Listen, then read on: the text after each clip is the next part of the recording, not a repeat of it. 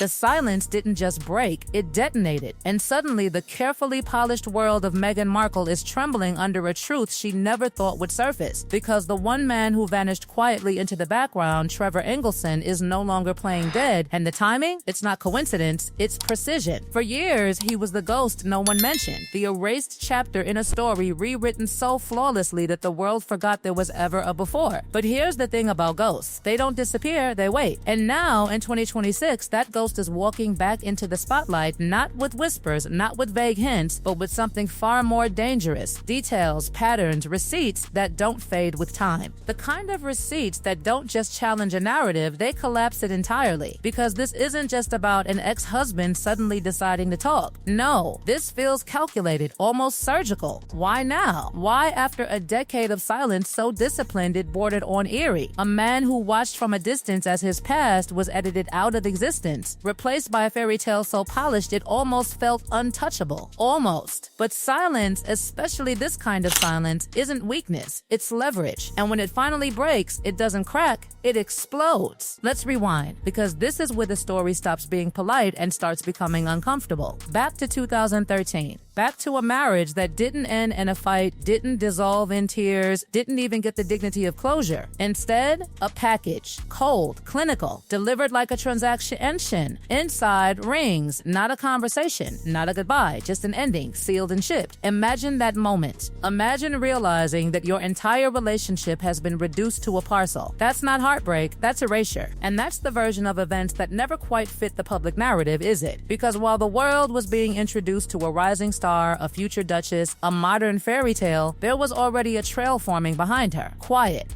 subtle, but there. People replaced, connections upgraded, doors closed as new ones opened. And suddenly, when you look at it from this angle, it doesn't feel like coincidence anymore, it feels like strategy. Because insiders, those quiet voices that never quite disappear, have been hinting at something far more calculated. A shift, a transformation that didn't happen overnight but unfolded in layers. The Toronto years weren't just about acting, they were about positioning, networking, studying the landscape. And somewhere in that process, the narrative we were sold, I didn't know anything about the royal family line, starts to feel too convenient, too clean, too perfect. Because here's the question no one can shake. How do you go from being completely unaware to becoming perfectly aligned with one of the most recognizable figures in the world, Prince Harry? Is it luck? Is it fate? Or is it something else entirely? Something quieter, something deliberate, something built piece by piece, long before the cameras ever rolled. And if that possibility alone wasn't enough to make the walls in Montecito feel a little thinner, now add this, the man who was there before all of it, before the fame, before the titles, before the narrative was rewritten. The man who didn't just see the transformation, he lived through it. And now, suddenly, he's not silent anymore. That's where the real tension begins. Because when someone like Trevor speaks, it's not about speculation, it's about perspective. And perspective is dangerous when it doesn't match the story everyone's been told. Especially when that story has been repeated so many times it started to feel like truth. And behind those closed gates in California, the calm isn't holding. Not anymore. Because when control starts slipping,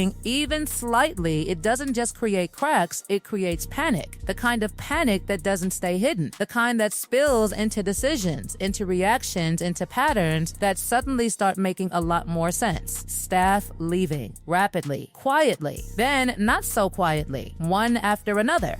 A revolving door that's spinning too fast to ignore. Because when people keep walking away from the same place, it's no longer coincidence, it's a pattern. And patterns are hard to dismiss when they start lining up with everything else. Then the business ventures, the carefully curated image of success, the polished launches that were supposed to redefine everything. But something feels off. The reactions aren't matching the expectations. The excitement isn't landing the way it should. And instead of momentum, there's resistance. Subtle, but growing.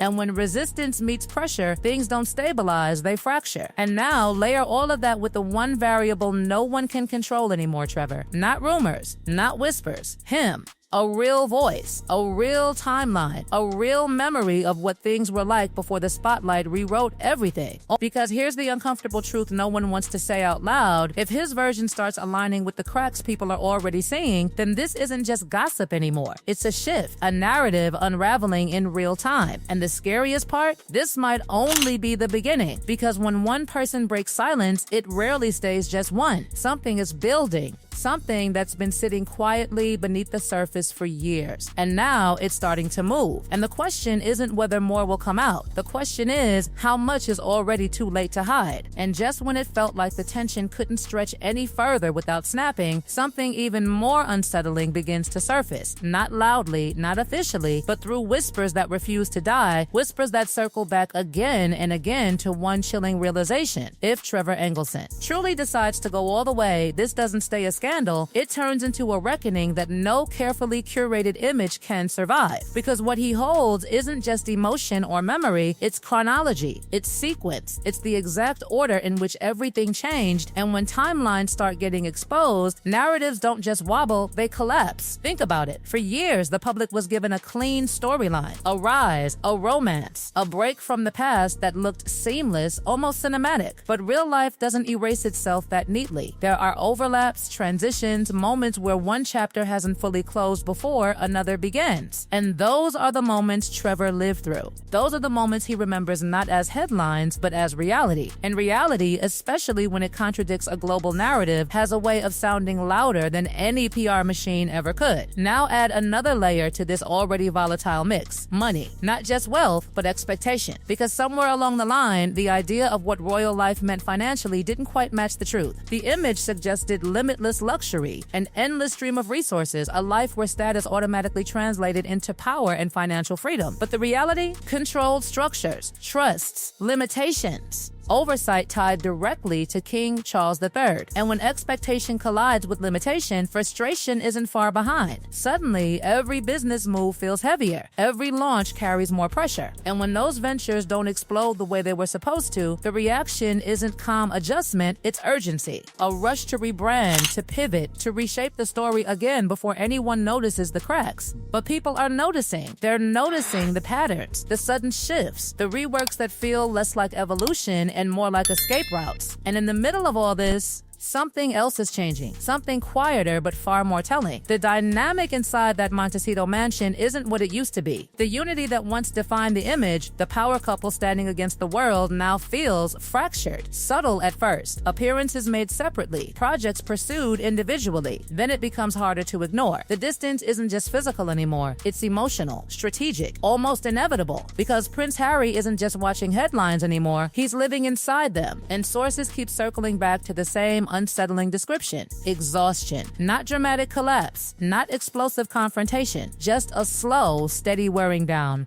The kind that happens when every week brings a new controversy, a new fire to put out, a new explanation to manage. And at some point, even loyalty starts asking questions. What happens when the person who once defended everything begins to step back? What happens when silence from your closest ally starts feeling less like support and more like distance? Because that's what's being noticed now. Not loud arguments, not public breakdowns, but absence. A shift in presence that speaks louder than any statement ever could. And then there's the social circle, the elite network that once surrounded them like armor. Where did it go? Where are the loud endorsements, the visible support, the public backing that once felt automatic? Because in this world, silence from powerful friends isn't neutral. It's a signal, a quiet withdrawal that says more than words ever could. When the biggest names stop showing up, stop posting, stop aligning publicly, it's not random. It's calculated distance. And all of this is happening at the exact same moment Trevor is stepping forward. That's not just bad timing, that's devastating timing. Because when external pressure meets internal instability, the structure doesn't hold, it buckles. Now imagine what happens if that rumored memoir becomes real. Not speculation, not anonymous sources, a full account, dates, messages, moments that were never meant to leave the past. Because there's one detail that changes everything: there was no binding silence, no no agreement, no legal wall stopping him from speaking. And in a world where stories are currency, that kind of freedom isn't just rare, it's dangerous. Because credibility matters. And here's the uncomfortable truth. A man who stayed silent for over a decade carries a different kind of weight when he finally speaks. It doesn't feel opportunistic, it feels deliberate, measured, like someone who waited until the moment actually mattered. And suddenly, the public starts asking different questions. Not the ones they've been fed for years, but new ones, harder ones. Questions about consistency, about timing, about why certain pieces of the past were never addressed directly. Because once doubt enters the conversation, it doesn't leave, it spreads. And this is where it all becomes something bigger than one person, bigger than one relationship, bigger than one story. This becomes about perception versus reality, about how narratives are built and what happens when the foundation underneath them starts shifting. Because if even a fraction of what's being whispered turns out to align with what Trevor reveals, then everything changes. The image, the credibility,